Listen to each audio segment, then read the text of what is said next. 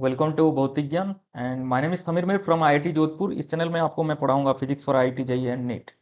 तो हमारा जो चैप्टर है चैप्टर नंबर 2, हम डिस्कस कर रहे थे scalar and vector.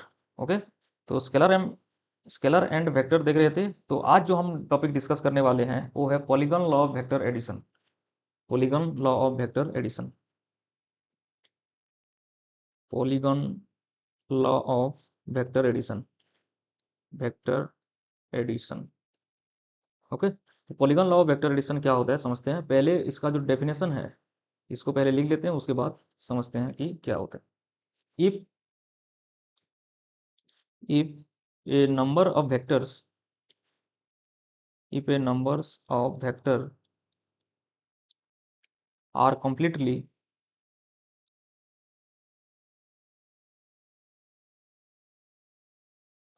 represented by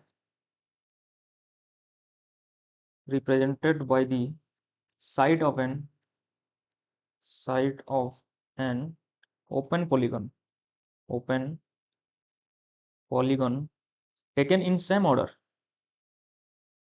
in same order, then then their resultant is represented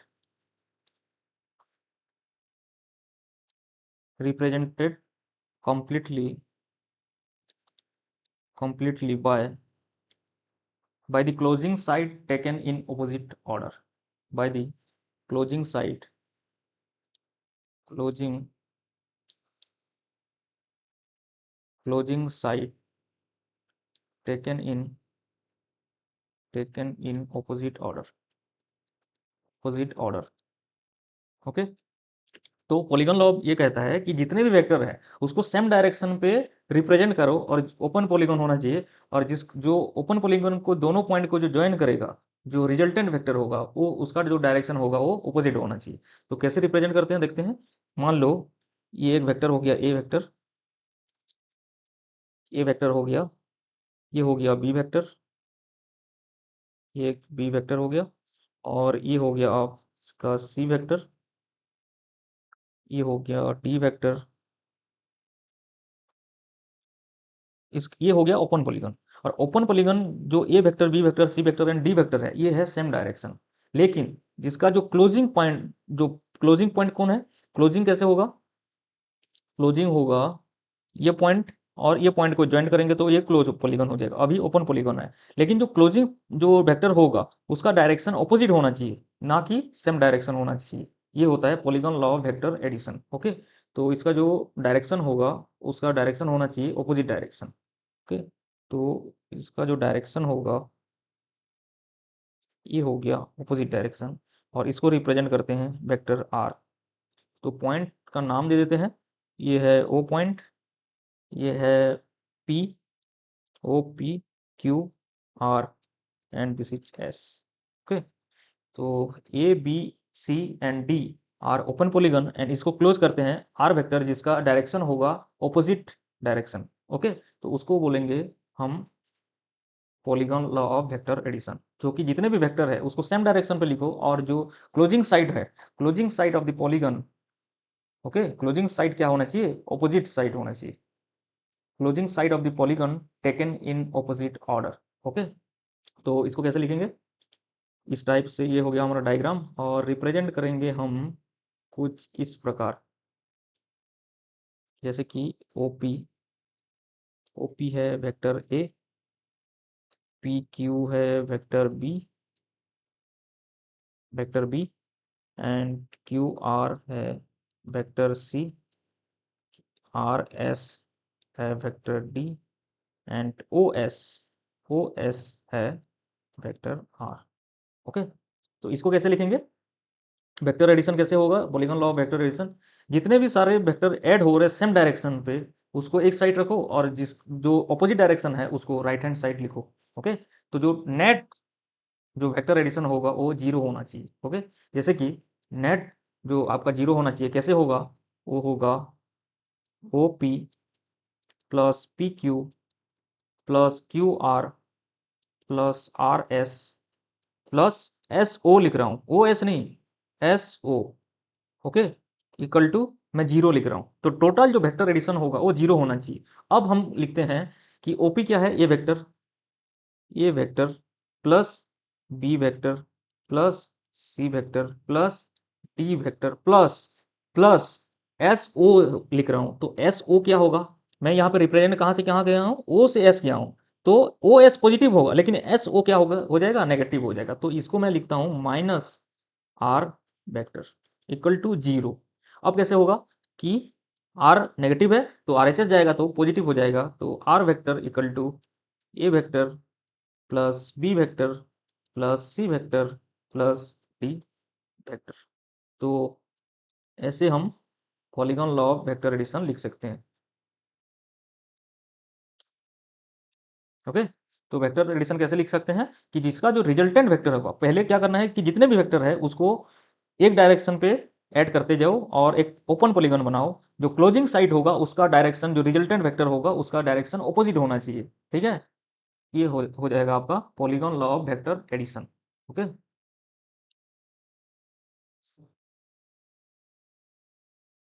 तो यहाँ पे लिख देता हूँ A B C and D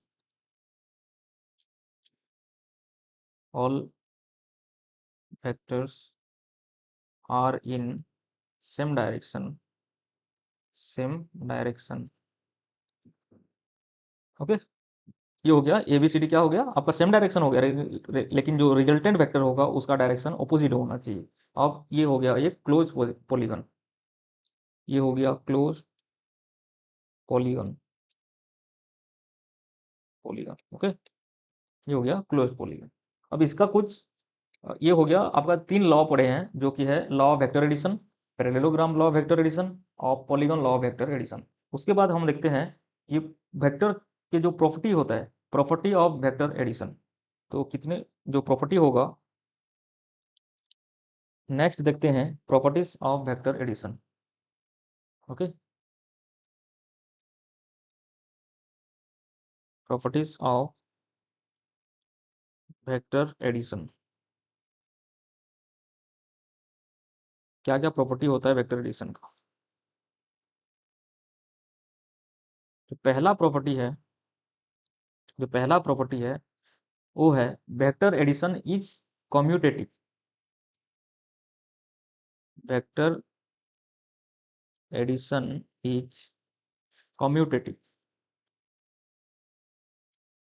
commutative. तो ये क्या होता है, जैसे हम ऐसे लिख सकते हैं इसको, a plus B equal to B plus A, समझ रहे हो, मतलब A vector plus B vector equal to B vector plus A vector, ये होता है कम्यूटेटिव प्रॉपर्टी। ओके, तो कम्यूटेटिव प्रॉपर्टी को हम प्रूव करते हैं। मान लो ये एक वेक्टर हो गया ए वेक्टर,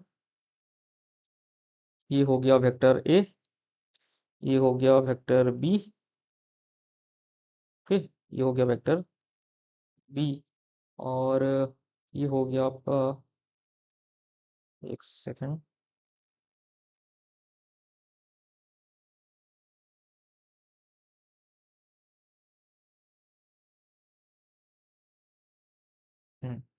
ये हो गया आपका रिजल्टेंट वेक्टर हो जाएगा,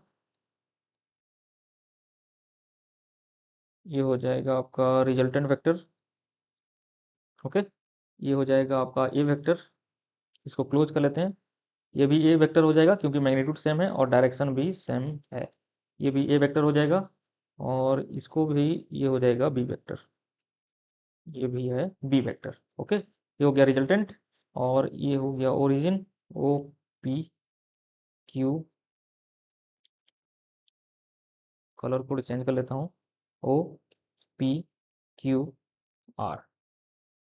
ओके, अब देखो आप कैसे लिखेंगे कि a प्लस बी लिखते हैं पहले, A vector plus B vector.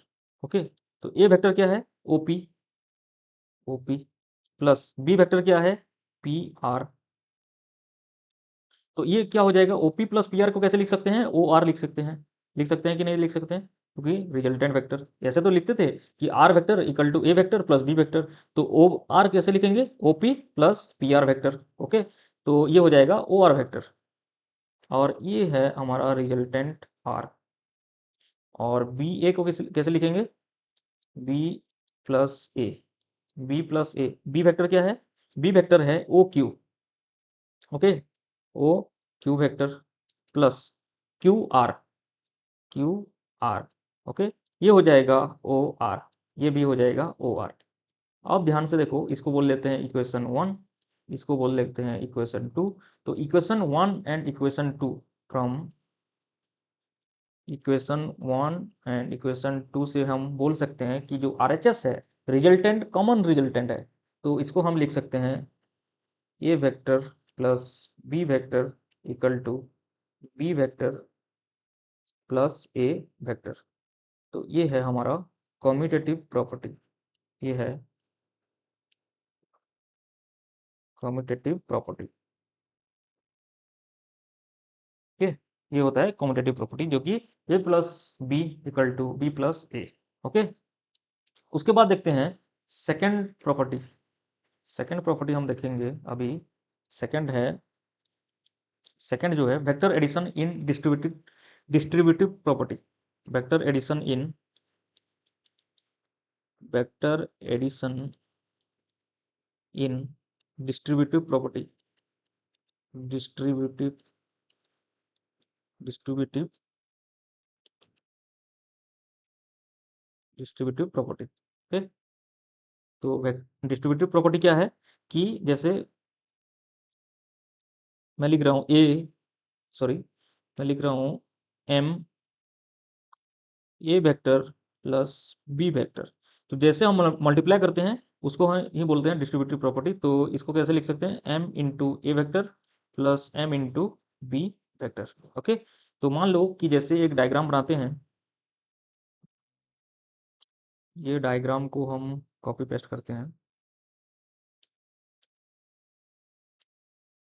लेके चलते हैं अगले पेज में, यहाँ पे हो गया पेस्ट, ओके।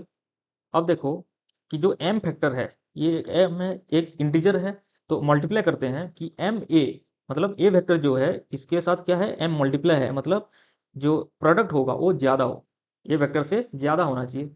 तो ये ए है, और मैं बोल रहा हूँ ये हो गया ए डैश, ये हो गया ए डैश वेक्टर, ए डैश वेक्टर, ओके। ऐसे ही बी वेक्टर को भी हम बोल सकते हैं बी, ये हो गया हमारा बी डैश वेक्टर, ओके। और जो इसका डायगोनल होगा, इसका डायगोनल होगा वो भी तो ज़्यादा होगा,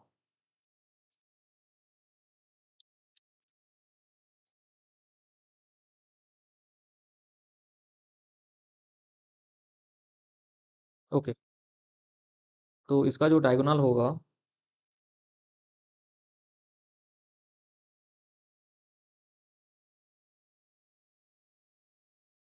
कहीं इस प्रकार होना चाहिए,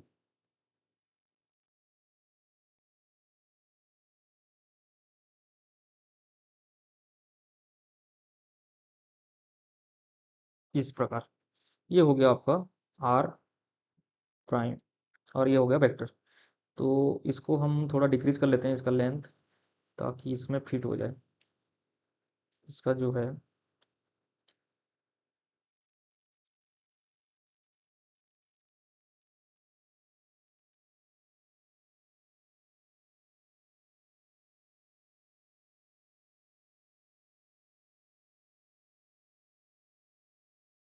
ये हो गया आपका dash B dash vector, okay.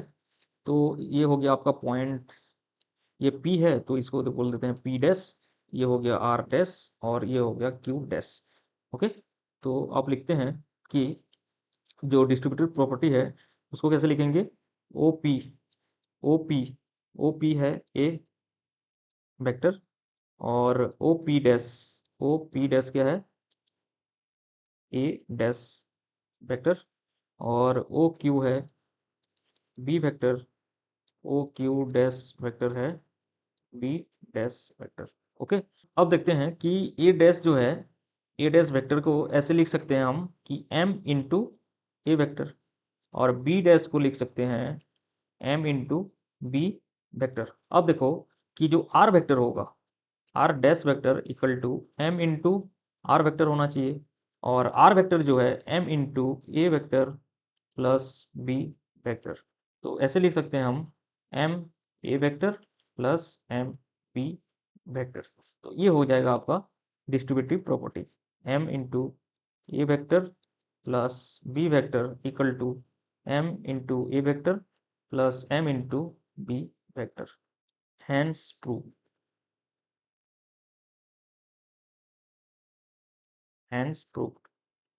Okay, ये हो गया, प्रूव्ड हो गया कि एक वेक्टर एडिशन को हम डिस्ट्रीब्यूटिव प्रॉपर्टी से अप्लाई कर सकते हैं, जैसे M A plus B, M into A plus B equal to M A plus M B. Okay, M एक फैक्टर है जो कि मल्टीप्लाई हो रहा है इंडिविजुअल वेक्टर से। अब देखते हैं कि मैग्नीट्यूड कैसे फाइंड करेंगे। मैग्नीट्यूड फाइंड करने के लिए हम लिख सकते हैं कि R vector, R dash vector का जो मैग्नीट्यूड होगा वो होगा एम इंटू आर वेक्टर का मैग्नीट्यूड, और एम इंटू आर वेक्टर का मैग्नीट्यूड कैसे होगा, A plus B, A vector plus B vector का मैग्नीट्यूड। ओके, तो आर वेक्टर का मैग्नीट्यूड का फॉर्मूला क्या होता है, A square plus B square plus 2ab cos theta. Okay, तो ऐसे लिख सकते हैं हम। आर डैश लिख रहे हैं तो मतलब एम ए का स्क्वायर प्लस एम बी का square plus 2 into M A into M B cos theta, cos theta. Okay, ऐसे लिखेंगे M square A square plus M square B square plus 2m square A B cos theta. Okay, अब देखो M square common ले लेते हैं, M square common ले लेंगे तो क्या हो जाएगा, A square plus B square plus 2ab cos theta का रूट ओवर, एम स्क्वायर का रूट लगेगा तो एम बाहर आ जाएगा, M root M into root over of A square plus B square plus 2ab cos theta. अब ये हो जाएगा आपका रिजल्टेंट आर वेक्टर का मैग्नीट्यूड, और आर डैश का जो मैग्नीट्यूड है वो m into R vector of magnitude. Okay, ये छोटा वाला ट्रायंगल से आप देख सकते हो जो आर वेक्टर है वो ए वेक्टर एंड बी वेक्टर का रिजल्टेंट है, तो रिजल्टेंट का जो मैग्नीट्यूड होता होता है, ये हम पढ़े थे, आर वेक्टर का जो मैग्नीट्यूड होगा क्या होगा, A square plus B square plus 2ab cos theta का रूट, और ये हो गया ये आर वेक्टर का, लेकिन आर डैश का क्या होगा, m मल्टीप्लाई हो जाएगा। ओके, तो ये होता है डिस्ट्रीब्यूटिव प्रॉपर्टी। उसके बाद हम फाइंड करेंगे इसका डायरेक्शन कैसे फाइंड करेंगे। ओके, ये तो मैग्नीट्यूड हो गया, ये तो मैग्नीट्यूड हो गया, मैग्नीट्यूड। अब देखते हैं कि डायरेक्शन को कैसे फाइंड करेंगे। डायरेक्शन, डायरेक्शन कैसे फाइंड करते हैं हम, इसको हम दे देते हैं अल्फा, इसको हम दे देते हैं अल्फा। ओके, तो डायरेक्शन कैसे निकलते हैं हम, tan alpha equal to B sine theta divided by A plus B cos theta.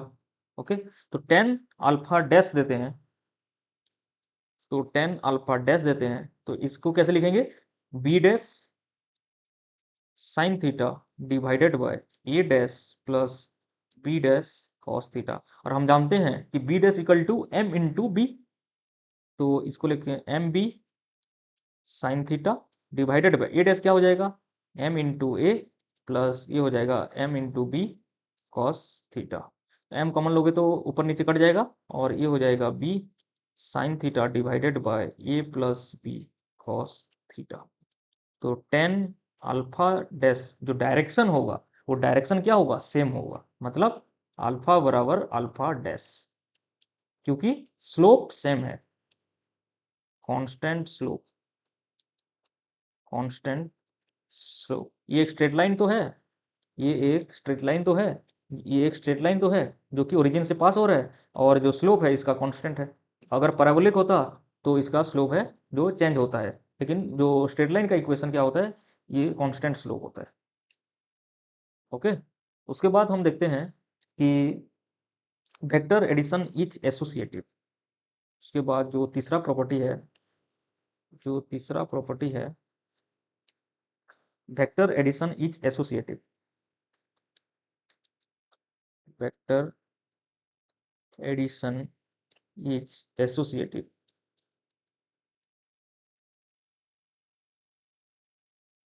Associative okay. तो एसोसिएटिव प्रॉपर्टी क्या है उसको देखते हैं। एसोसिएटिव प्रॉपर्टी क्या है कि A vector plus B vector को ब्रैकेट में plus C vector equal to A vector plus in bracket B vector plus C vector. Okay, पहले डायग्राम बनाते हैं। ये एक साइड हो गया, उसके बाद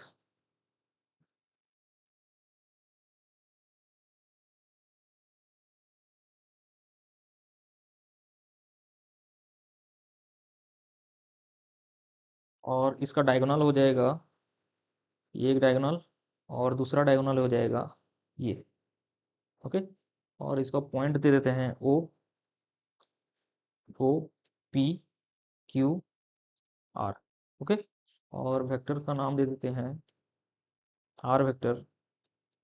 ये हो जाएगा ए वेक्टर, ये बी वेक्टर, ये हो जाएगा सी वेक्टर, और ये जो डायगोनल होगा ये B vector plus C vector हो जाएगा, और ये जो डायगोनल का हो जाएगा A vector plus B vector. आप लिखते हैं कि A plus B vector plus C vector. तो ए वेक्टर क्या है? ए वेक्टर है OP, OP vector plus B vector क्या है? P Q, P Q vector plus क्या है? Q R. जो सी वेक्टर है वो है क्यू आर, और ओपी प्लस पी क्यू के लिख सकते हैं O Q, O Q vector plus Q R vector, Q R vector. और OP O Q plus Q R क्या हो जाएगा? आपका O R vector, O R vector. जैसे कि ये हो जाएगा ओ क्यू, ओ क्यू, ये हो जाएगा O Q plus Q R, ये हो गया क्यू आर। इसका जो इसको कैसे लिख सकते हैं? ओ आर, मतलब O R equal to O Q plus Q R. Okay, O R equal to O Q plus Q R, ये हो जाएगा ओ आर वेक्टर। इसको देते हैं इक्वेशन नंबर 1। अब राइट हैंड साइड को सॉल्व करते हैं। ए वेक्टर प्लस ब्रैकेट में B vector plus C vector, और ए वेक्टर क्या है? ओपी प्लस ब्रैकेट में P Q plus Q R. Okay, तो ओपी वेक्टर क्या है? ओपी को ओपी ही लिखेंगे, plus P Q plus Q R, P Q plus Q R, ये हो जाएगा पी आर। यहाँ पे डायग्राम पे देखो, P Q plus Q R, P Q plus Q R को क्या लिखेंगे? P R. Okay, P Q plus Q R equal to P R. ठीक है, ये दोनों वेक्टर का एडिशन होगा और ये हो जाएगा पी आर, और इसको हम लिखेंगे। और ओपी प्लस पी आर क्या हो जाएगा? डायग्राम में देखो, OP, OP plus P are क्या हो जाएगा? ओ आर हो जाएगा। ओपी प्लस पी आर क्या हो जाएगा? ओ आर हो जाएगा। ओके, तो ये हो जाएगा ओ आर वेक्टर, ये हो जाएगा equation 2। From equation 1 and from equation 1 and equation 2 जो आर एच एस है ओ आर वेक्टर सेम है, तो हम ऐसे लिख सकते हैं A plus B bracket plus C equal to A plus bracket में होगा बी प्लस सी। तो ये होता है associative property. A vector plus B vector bracket plus C vector equal to A vector plus bracket में B vector plus C vector. ये हो जाएगा आपका एसोसिएटिव प्रॉपर्टी, ये हो जाएगा एसोसिएटिव प्रॉपर्टी। ओके, ये हो जाएगा एसोसिएटिव प्रॉपर्टी। उसके बाद देखते हैं सब्ट्रैक्शन ऑफ टू वेक्टर। उसके बाद ये 3 प्रॉपर्टी है। पहला प्रॉपर्टी क्या था? पहला प्रॉपर्टी था कम्यूटेटिव, उसके बाद एसोसिएटिव, उसके बाद हम देखे थे distributive property. Commutative, distributive and associative property, हम 3 प्रॉपर्टी पढ़े जो कि वेक्टर का है। उसके बाद देखते हैं कि सब्ट्रैक्शन ऑफ टू वेक्टर, दो वेक्टर को सब्ट्रैक्ट कैसे करेंगे। Okay, subtraction of two vector, two vectors, दो वेक्टर को हम सब्ट्रैक्ट कैसे करेंगे। ओके, मान लो जैसे ऐड करते हैं उसको ऐसे सब्ट्रैक्ट भी करेंगे। जैसे कि हम वेक्टर ऐड कैसे करते हैं वो सीखे थे। सब्ट्रैक्ट कैसे होगा? अगर एक वेक्टर का डायरेक्शन अगर चेंज कर देंगे, मतलब पॉजिटिव से नेगेटिव कर लेंगे, तो उसको हम सब्ट्रैक्ट हो जाएगा। जैसे कि A vector minus B vector को ऐसे भी तो लिख सकते हैं कि A vector plus minus B vector, ये भी हो गया सब्ट्रैक्ट। ठीक है, तो जो बी का डायरेक्शन है वो बस चेंज हो गया। कैसे चेंज हो गया, डायग्राम बना के मैं दिखाता हूँ आपको। जैसे हम ऐड में क्या सीखे थे, ये हो गया वेक्टर ए, ये हो गया वेक्टर ए, ये हो गया वेक्टर बी, और जो रिजल्टेंट होता है ये रिजल्टेंट, ये हो गया आपका रिजल्टेंट वेक्टर, ये हो गया अल्फा, और ये था आपका थीटा। तो वेक्टर एडिशन कैसे लिखते थे, R vector equal to A vector plus B vector, और मैग्नीट्यूड कैसे होता था, A square plus B square plus 2ab cos theta का रूट ओवर, और जो डायरेक्शन होता था tan alpha equal to B sine theta divided by A plus B cos theta. ये हो गया वेक्टर एडिशन, वेक्टर एडिशन जो कि हम पढ़ चुके हैं। अब वेक्टर को सब्ट्रैक्ट कैसे होगा, कि जो बीट का है डायरेक्शन बस चेंज कर दो, वो हो जाएगा सब्ट्रैक्ट हो जाएगा, क्योंकि डायरेक्शन चेंज हो गया तो मतलब पॉजिटिव से नेगेटिव हो गया। तो A vector plus minus B vector equal to A minus B vector. Okay, तो मान लो ये एक वेक्टर है, ये वेक्टर, ये वेक्टर ए। अब देखो बी ऊपर है, इसको बस डायरेक्शन चेंज करोगे तो क्या हो जाएगा, नीचे हो जाएगा, जैसे कि ऐसे हो जाएगा, ये हो जाएगा वेक्टर बी। ओके, अब जो रिजल्टेंट होगा ये हो जाएगा रिजल्टेंट, ये हो जाएगा रिजल्टेंट आर। ओके, और जो पैरेललोग्राम बनेगा तुम्हारा ऐसे बनेगा, ये हो जाएगा पैरेललोग्राम, ऐसे बन जाएगा। ओके, और ए और बी के बीच में जो एंगल होता है वो होता है थीटा, और जो रिजल्टेंट वेक्टर ए वेक्टर से जो एंगल बनाता है वो होता है अल्फा, ये हो जाएगा थीटा। ओके, ये हो जाएगा थीटा, तो ये कितना हो जाएगा, ये हो जाएगा आपका B cos theta, B cos theta, और ये हो जाएगा आपका बी साइन थीटा, ये हो जाएगा बी साइन थीटा। ओके, तो हम कैसे डिराइव करेंगे, तो आर हो जाएगा R vector equal to A vector, plus नहीं होगा अब माइनस होगा, अब प्लस भी लिखोगे तो चलेगा, लेकिन जो बी का जो डायरेक्शन होगा वो होगा माइनस बी वेक्टर। अब नेट क्या हो जाएगा, A vector minus B vector. Okay, ये हो गया रिजल्टेंट।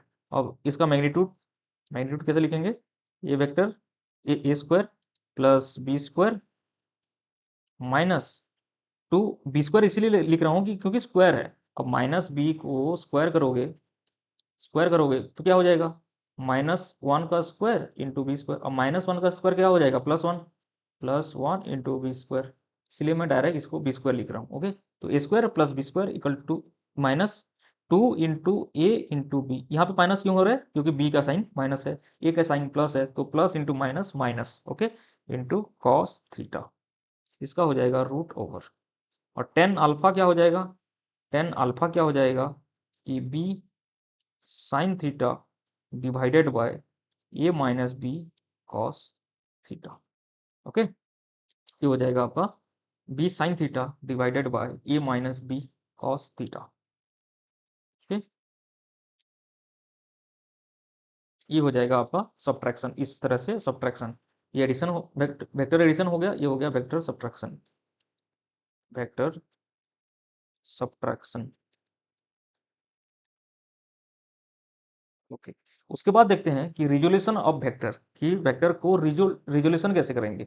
मतलब मान लो कि अगर वेक्टर एक्स एक्सिस में है तो उसको रिजोल्यूशन करने की जरूरत नहीं है, और वाई एक्सिस में है तो रिजोल्यूशन करने की जरूरत नहीं है। लेकिन अगर कोई वेक्टर इंक्लाइन पे है, कोई थीटा पे है हॉरिजॉन्टल से, तो उसको रिजोल्यूशन कैसे करेंगे, X axis and Y axis पे। ओके, तो उसको बोलते हैं resolution of vector.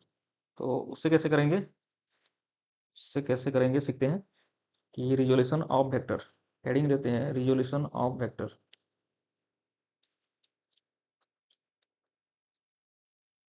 Of vector. Okay, the process of splitting, the process of splitting a single vector a single vector into number of component vector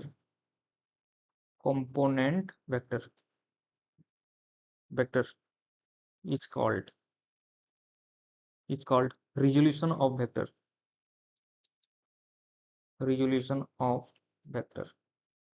मान लो ये एक vector है, ए। इसको मैं क्या कर रहा हूँ कि रिजोल्यूशन कर रहा हूँ, मतलब इसका जो X component and Y component मैं फाइंड कर रहा हूँ, क्योंकि ये इंक्लाइन पे है।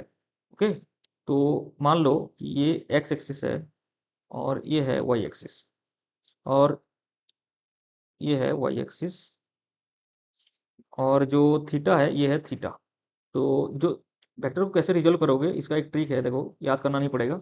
जिस साइड थीटा होगा वो कंपोनेंट होगा कॉस थीटा, वो होगा ए कॉस थीटा। समझ रहे हो? तो ये ए है और थीटा एक्स एक्सिस के साथ है, तो ये हो जाए, ये कंपोनेंट हो जाएगा, ये हो जाएगा ए कॉस थीटा। समझ रहे हो? और जिसका जो परपेंडिकुलर कंपोनेंट होगा ए साइन थीटा होगा, जिसमें थीटा नहीं होगा ये हो जाएगा ए साइन थीटा। जिसमें थीटा होगा वो कंपोनेंट होगा ए कॉस थीटा, और जिसका थीटा नहीं होगा वो होगा ए साइन थीटा होगा। ओके, मतलब जिस एक्सिस पे, मतलब जो ए इंक्लिनेशन है वो थीटा है, एक्स एक्सिस के साथ एंगल बना रही है, और जो एंगल बना रहे हैं एक्स एक्सिस के साथ वो कंपोनेंट हो जाएगा कॉस कंपोनेंट, और जो परपेंडिकुलर कंपोनेंट हो जाएगा वो होगा साइन कंपोनेंट। मान लो कि ये वेक्टर है, ए वेक्टर, और ये बना रहा है वाई एक्सिस के साथ एक एंगल, ये वाई एक्सिस के साथ एक एंगल बना रहा है अल्फा। ओके, इस केस में कॉस कॉस कंपोनेंट कौन कौन सा हो जाएगा, वाई एक्सिस हो जाएगा। ओके, तो ये हो जाएगा, इसका जो कंपोनेंट होगा वाई एक्सिस हो जाएगा, ये हो जाएगा ये ए वेक्टर, ये हो जाएगा ए कॉस थ्री अल्फा, और ये हो जाएगा आपका ए साइन अल्फा।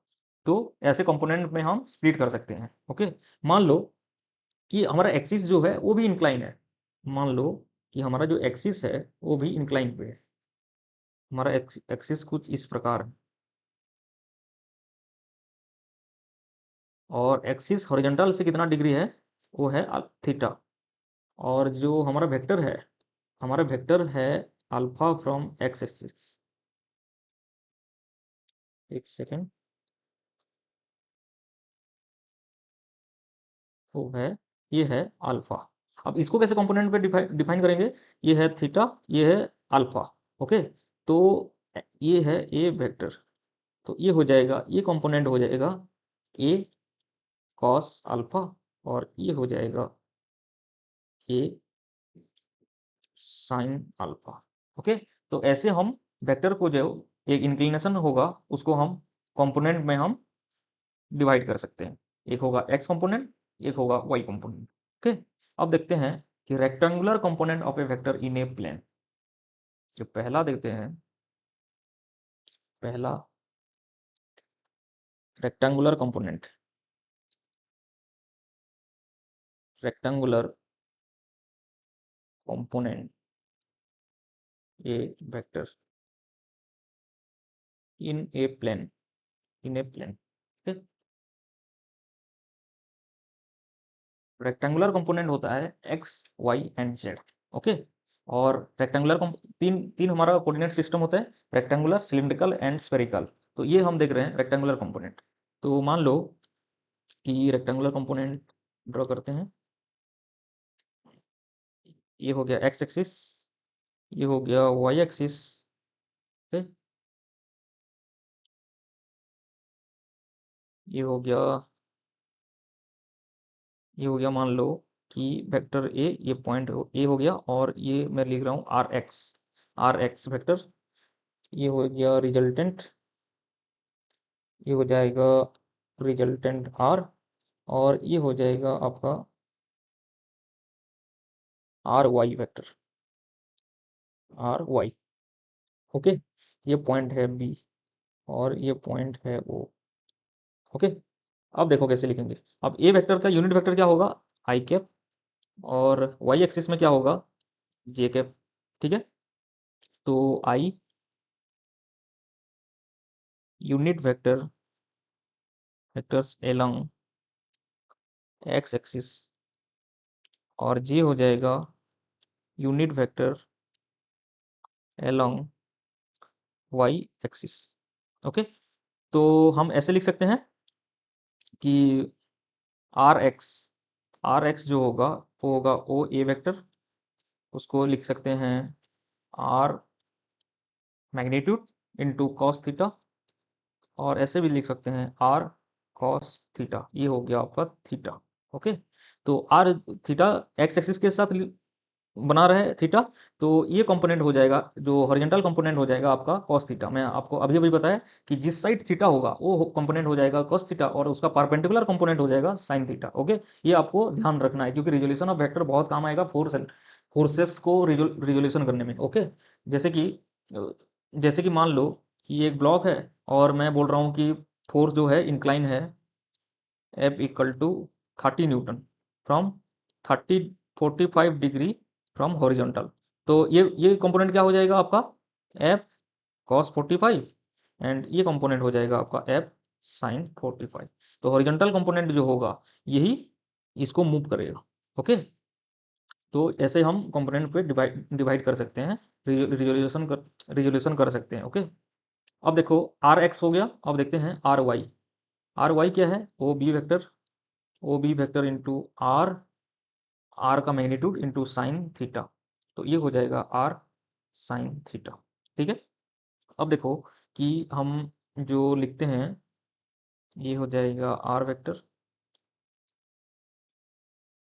ये हो जाएगा आर एक्स वेक्टर, ये हो जाएगा आर वाई वेक्टर, और ये है आर वेक्टर।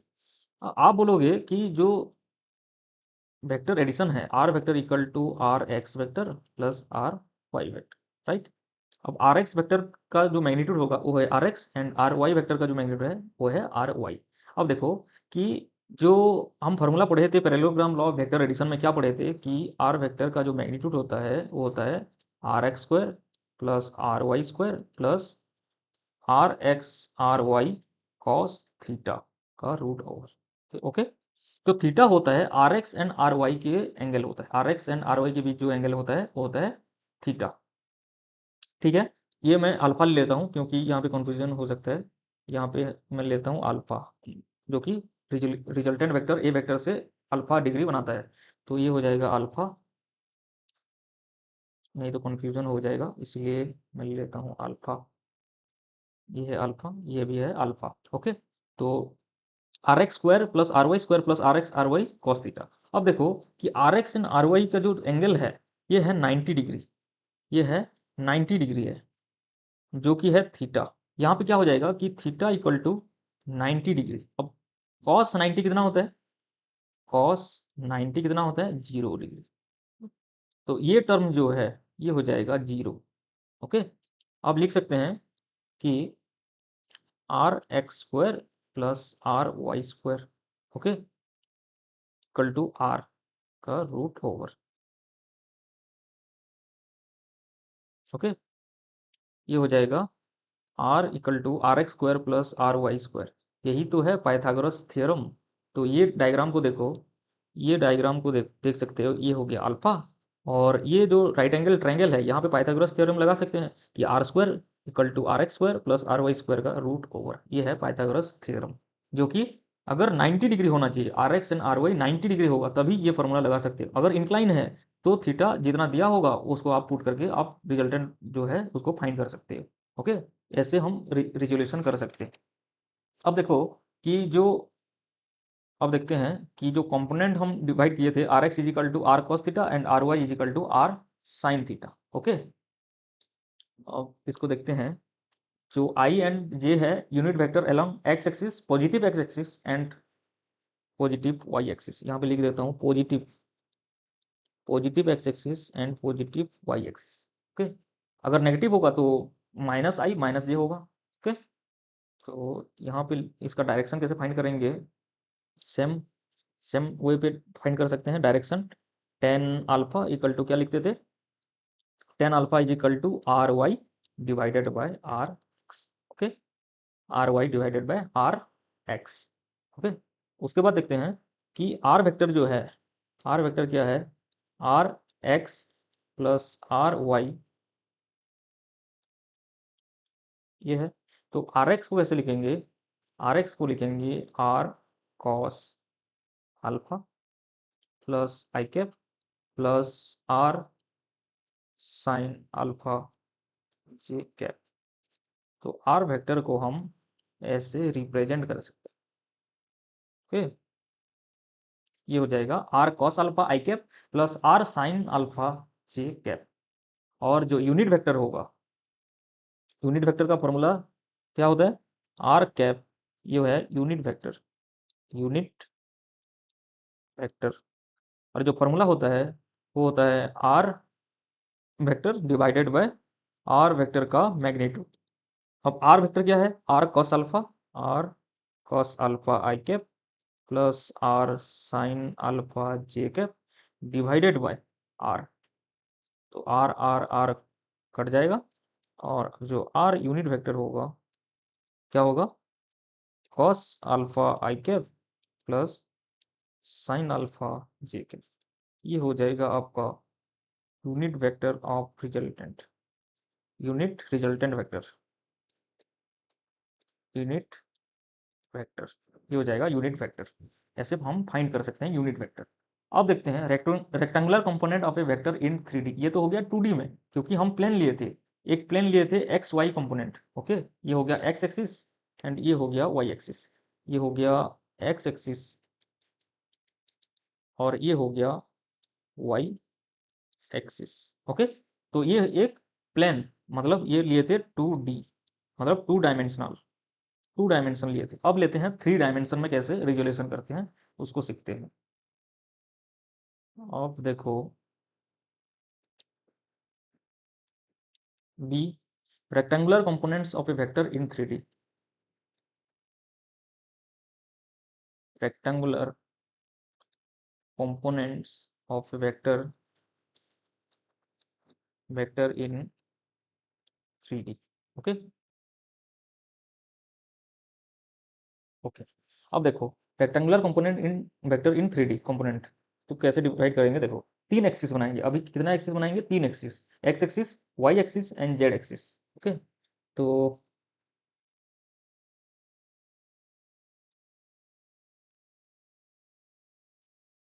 ये हो गया एक्स एक्सिस, ये हो गया Y axis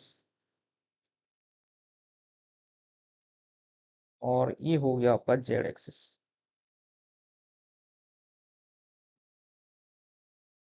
X axis, Y axis, ये हो गया जेड एक्सिस। क्योंकि 3D पे हम डील कर रहे हैं तो हमको 3 एक्सिस चाहिए, मतलब 3 डायमेंशन चाहिए। ओके, तो x axis along unit vector क्या हो जाएगा, आई कैप, ये हो जाएगा वाई एक्सिस पे जे कैप एंड ये हो जाएगा के कैप। ठीक है। अब देखो कि मैं एक पॉइंट ले रहा हूँ स्पेस पे जिसका कोऑर्डिनेट होगा R X R Y and R Z. ठीक है, मैं एक स्पेस पे एक पॉइंट ले रहा हूँ, एक पॉइंट है पी जिसका कोऑर्डिनेट है R X R Y and R Z. ठीक है, और ये एक पोजीशंस वेक्टर है जो कि है ओरिजिन से हम कनेक्ट करते हैं, ये है ओरिजिन से कनेक्ट। और इसको डिनोट करते हैं कैसे, एक एक सेकेंड,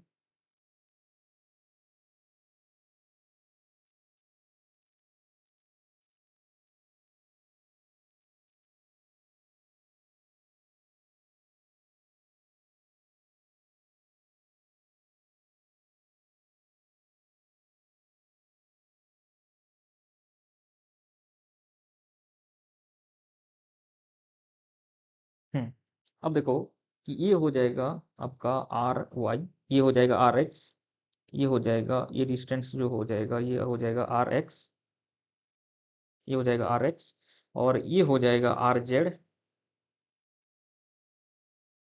ये हो जाएगा आर जेड और ये हो जाएगा आर वाई, ये हो जाएगा आर वाई, ये हो जाएगा आर वाई। ओके, तो R X R Y and R Z, ये हो जाएगा, ये पॉइंट का जो कोऑर्डिनेट है R X R Y and R Z. Okay, आप इसको लिखेंगे, कैसे लिखेंगे कि आई J and K, I cap J cap K cap unit vectors along positive X Y and Z direction. Okay, ये हो जाएगा I cap J cap K cap क्या है, यूनिट वेक्टर है, unit vectors vectors along positive X Y and Z axis, Z direction लिखते हैं, Z direction, Z direction respectively. Okay, ये है direction along I J and K along X Y and Z direction. अब देखो कि जो vector लिखते हैं ये हो जाएगा आपका आर वेक्टर, कैसे लिखते हैं, R vector equal to R X I cap plus R Y J cap plus R Z K cap. Okay, तो R X R Y and R Z can be positive और negative, can be positive और negative, positive भी हो सकता है negative भी हो सकता है। मतलब मान लो कि यहाँ पे है एक्स, एक्स जेड के नीचे है तो वाई कंपोनेंट जो होगा वो नेगेटिव भी हो सकता है। ठीक है, R X minus R Y plus R Z हो सकता है, तो R X R Y R Z कुछ भी हो सकता है, पॉजिटिव भी हो सकता है नेगेटिव भी हो सकता है। अब मैं बोलता हूँ कि अल्फा जो है, अल्फा जो है वो है angle between R and X axis. Okay, ये हो जाएगा एंगल, एंगल हो जाएगा, ये हो जाएगा अल्फा, मैं बोल रहा हूँ इसको अल्फा। ठीक है, इसको, ये है अल्फा, ये है alpha. Beta angle between R and Y axis, ये है बीटा। और आर एंड जेड एक्सिस के बीच जो एंगल है इसको मैं बोल रहा हूँ गामा, ये है गामा। ठीक है, तो यहाँ पे लिख सकता हूँ alpha beta and gamma angle subtended by vector R, angle subtended, subtended by vector, vector R with x y and z axis, axis respectively, respectively। Okay, तो आर एक्स क्या हो जाएगा आपका, आर एक्स हो जाएगा R cos alpha, R Y हो जाएगा R cos beta, और आर जेड हो जाएगा आर कॉस गामा। ठीक है, जो आर है ये आर है, और जिस साइड एंगल है वो कंपोनेंट हो जाता है कॉस कंपोनेंट, तो ये हो जाएगा आर, एक्स कंपोनेंट क्या हो जाएगा आर कॉस अल्फा, बी पे वाई एक्सिस पे क्या हो जाएगा आर कॉस बीटा, और जेड एक्सिस ऐसा है कि perpendicular to the plane of paper, मतलब मान लो कि आपका जो स्क्रीन है उसके पारपेंडिकुलर एक एक्सिस ड्रॉ करो, वो हो जाएगा आपका जेड एक्सिस। ओके, तो जो रिजल्टेंट वेक्टर आर वेक्टर है वो आर बना रहा है गामा, तो ये हो जाएगा आर कॉस गामा।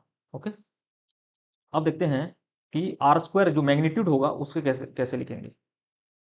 जो मैग्नीट्यूड होगा, मैग्नीट्यूड इसको ऐसे लिखेंगे R X square plus R Y square plus R Z square, X Y and Z are three mutually perpendicular axis. Okay, अब ये हो गया हमारा मैग्नीट्यूड, ये हो गया हमारा मैग्नीट्यूड, मैग्नीट्यूड। ओके, अब देखते हैं कि यूनिट वेक्टर को कैसे लिखेंगे। यूनिट वेक्टर का फॉर्मूला क्या होता है, unit vector R cap equal to R vector divided by R vector का मैग्नीट्यूड। अब इसके इससे कैसे लिखेंगे, R X I cap plus R Y J cap plus R Z K cap divided by magnitude क्या होता है R X square plus R Y square plus R Z square. ठीक, अब देखो इसको कैसे लिखेंगे, आर एक्स इक्वल टू क्या लिखे थे, मैं यहाँ पे कॉपी पेस्ट कर लेता हूँ ताकि आपको याद रहे। ये हो गया कॉपी एंड ये हो गया पेस्ट, यहाँ पे पेस्ट कर लेता हूँ, पेस्ट। ओके, तो आर एक्स क्या है, आर एक्स है R cos alpha, R cos alpha I cap plus R Y क्या हो जाएगा, R cos beta J cap plus R cos gamma K cap divided by, इसको हम आर भी लिख सकते हैं, आर का मैग्नीट्यूड आर, और ये हो जाएगा आर। तो आर से आर कट जाएगा, ये है कट जाएगा, और क्या रहेगा, cos alpha I cap plus cos beta J cap plus cos gamma K cap, ये हो जाएगा आपका यूनिट वेक्टर, ये हो जाएगा यूनिट वेक्टर।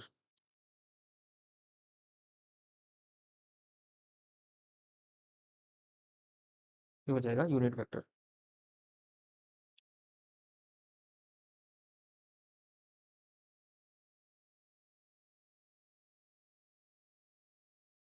ओके, और direction cosine of the vector R, ये हो जाएगा direction cos alpha cos beta and cos gamma, क्या हो जाएगा direction cosine, cosine of the vector, vector R. Okay, उसके बाद हम एक प्रॉब्लम सॉल्व करते हैं। प्रॉब्लम मैं लिखता हूँ पहले, क्वेश्चन नंबर 1। तो क्वेश्चन नंबर 1 क्या है, find the rectangular component of A velocity, find the rectangular component of a velocity of 8 meter per second, 8 meter per second when one of the components make an angle of 30 degree with resultant। ठीक है, तो ये बोल रहा है कि ये जो वेलोसिटी दिया है 8 मीटर पर सेकेंड, ये 30 डिग्री कोई भी एक कंपोनेंट पे एंगल दिया है। मान लो कि ये एक एक्स कंपोनेंट, ये हो गया एक्स कंपोनेंट, ये हो गया वाई कंपोनेंट। ओके, और जो वेलोसिटी दिया हुआ है ये है वेलोसिटी 8 मीटर पर सेकेंड, ये है वेलोसिटी 8 मीटर पर सेकेंड। जो एंगल दिया है 30 डिग्री, ये क्या बोल रहा है, one of the component make an angle 30 degree. मान लो कि एक्स कंपोनेंट बना रहा है 30 डिग्री, ये है 30 डिग्री। ओके, तो इसका कंपोनेंट डिवाइड करो, जो एंगल होता है उस एक्सिस क्या होगा, कॉस कंपोनेंट होता है। ये कंपोनेंट क्या हो जाएगा, कॉस कंपोनेंट। ये जो कंपोनेंट हो जाएगा ये हो जाएगा कॉस कंपोनेंट, ये हो जाएगा भी कॉस 30, और ये हो जाएगा परपेंडिकुलर डायरेक्शन में क्या हो जाएगा, भी साइन 30, ये हो जाएगा भी साइन 30। ठीक है, तो हम ऐसे लिख सकते हैं भी एक्स जो होगा ये हो जाएगा भी कॉस 30, क्या है 8 कॉस 30, और ये हो जाएगा आपका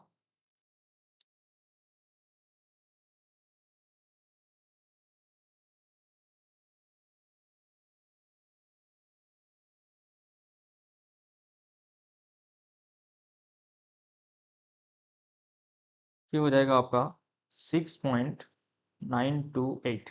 ओके, और भी वाई हो जाएगा भी साइन 30, मतलब 8 साइन 30, और ये हो जाएगा आपका इंटू साइन 30, ये हो जाएगा 4, ये हो जाएगा 4 मीटर पर सेकेंड, मीटर पर सेकेंड। वेरीफाई भी कर सकते हो दो को कि मैग्नीट्यूड क्या होता है, V X square plus V Y square, और क्या लिखोगे 6.928 का स्क्वायर प्लस 4 का स्क्वायर, ये हो जाएगा आपका 8 मीटर पर सेकेंड। ओके, तो आज के लिए इतना ही, फिर मिलेंगे अगले लेक्चर में। तब तक के लिए थैंक यू सो मच। जय हिंद, जय भारत, नमस्कार।